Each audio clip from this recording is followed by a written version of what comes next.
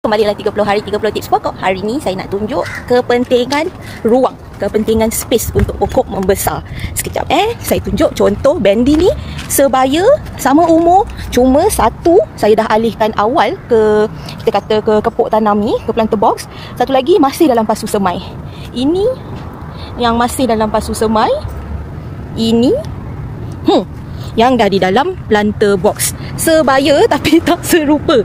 Boleh tengok ini daun yang dalam pasu semai. Nah, beza dengan daun yang dah dalam planter box. Memang beza sangat. Sebab yang dalam pasu semai ni hanya ada tanah dan ruang sebesar ni kan. Ni kalau letak sebelah-sebelah. Macam mana nak tunjuk ni sekejap.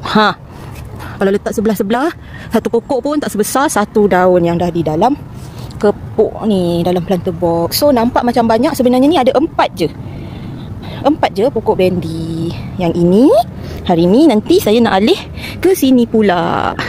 So ada 1, 2, 3, 4, 5, 6. So planter box ni pula kita akan tanam. Ni sebelah yang dah gebu-gebas.